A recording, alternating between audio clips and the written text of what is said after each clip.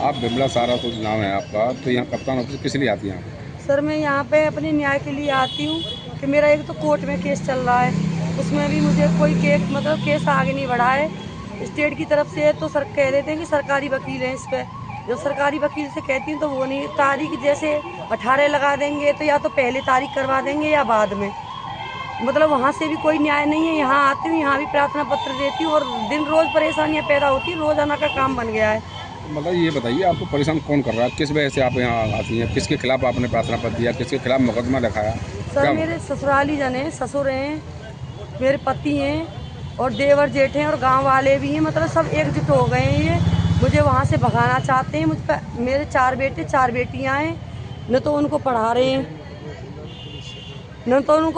हैं, न खाना पीना दे रहे हैं। कोई भी खर्चा कैसा भी हारी बीमारी का उठाते नहीं है। ऊपर से मेरे बेटियों के साथ और मेरे बेटों के साथ भी गलत कर रहे हैं और मुझसे भी कहते हैं कि जा मतलब मैं ओयो में जाती हूँ, मतलब धंधा करती हूँ।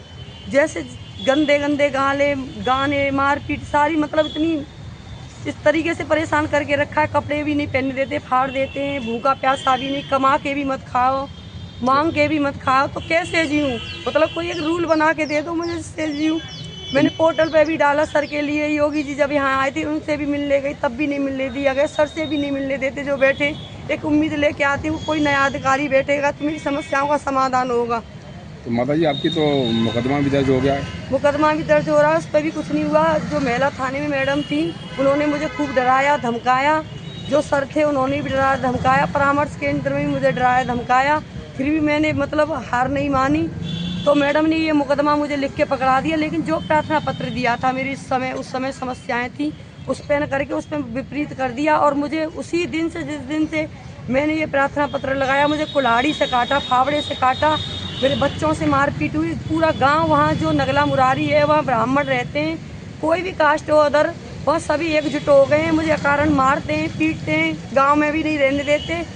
मैं ऐसे ही भटकती रहती हूँ, यहाँ भी आती हूँ तो मुझे पागल कह देते हैं। ऊपर से चौकी से लेके मैं DIG सर तक चली गई, लेकिन मुझे कोई भी न्याय नहीं मिला। किसी भी समस्या का कोई समाधान नहीं किया। कह देते हैं ये तुम्हारे पत्नी का मैटर है, ये तुम्हारे पास पड़ोस का है, तुमसे तो कोई कुछ कहता ही नहीं, तुम मर जाओ जहर खा के, फांसी लगा के। तो माता जी, न्याय क्या क्या न्याय मांगना चाहती हैं? न्याय ये है सर कि मैं पत्नी हूँ, तो मेरी कोई पहचान नहीं। देखिए मैं पत्नी हूँ, न बिछुए पहनने देते हैं, न कपड़े पहनने देते हैं, न कोई मंगलसूत्र है, न कोई बिंदिया है। जो जैसे हमारे भारत की परंपरा है सनातन धर्म की, उस हिसाब से भी नहीं रखते हैं। आप माता जी पढ़ी लिखी हैं? मैं इंटर तक पढ़ी हूँ सर। और इन्होंने मेरे जो भी कागज़ है, मेरे डॉक्यूमेंट्स वगैरह सब छुड़ा लिए, मुझसे जला दिए हैं। और मेरे इन्होंने 10 बच्चे मार दिए हैं, 8 मौजूद आए और खाने पीने को कुछ नहीं दिया है।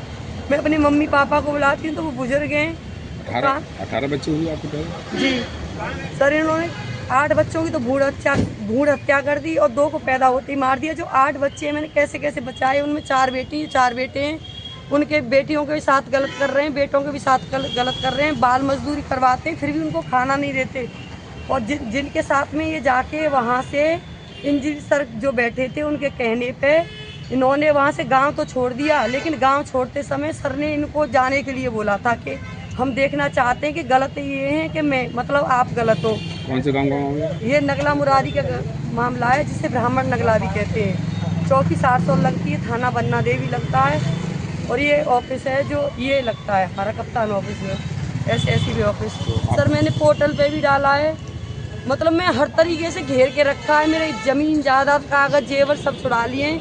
न मेरे माता पिता से मिलने देते, न रिश्तेदारों से मिलने देते। रिश्तेदार भी आते तो इनकी सी कहते हैं, ये कहते हैं कि 2 रोटी तो कोई भी दे देगा, किसी को भी लेके सो जाते।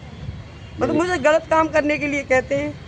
ऐसे ही बेटियों से, न बच्चों से बात करने देते हैं। अब इन्होंने क्या मैटर करके रखा है कि मैं गांव में जाती हूँ तो गांव वाले परेशान करते हैं। और जहां बच्चों को लेके ये मोहन नगर में रह रहे हैं, बरौला बाईपास पे मोहन नगर है, वहाँ पे ये रह रहे हैं। और चौधरी राजेंद्र सिंह हैं, एडवोकेट हैं, वो पूर्व अध्यक्ष हैं, क्या हैं, उनके वहाँ रह रहे हैं वो। और मेरे हस्बैंड मिलके, उनके जो पुत्र वधू हैं, नरेंद्र की पत्नी और उनकी नाती पोते सब मिलके मेरे बच्चों से कुत्ते पालते हैं। कुत्तों का काम करवाते हैं बच्चियों के साथ में। खुलेआम बॉडी पार्ट बखान के गाली देते हैं। और इधर मेरे इन्होंने मायके पक्ष भी बिगाड़ दिया है। मेरे मायके से मेरे माँ बाप की ज़मीन में, मेरे भाई को कुछ खिला के इन्होंने ज़मीन नाम करवा ली। ज़मीन नाम करवा के बेच आए, तो मतलब वो भी मेरे विपक्ष में हो गए हैं। और ये कुछ भी बनाते हैं, मुझे पीहर जाए, मतलब अपने मायके गए हुए 24 साल हो गए। मेरा भी मन करता है कि मेरे माता पिता हैं, इधर मैं भी माँ हूँ, 8 बच्चे हुए, ऐसे फिर रही हूँ मैं जैसे मैं कोई नहीं है दुनिया में। चाचा ताऊ वगैरह के पास जाती तो उनसे भी एलिगेशन लगा देते, कोई धीर नहीं धर रहा है।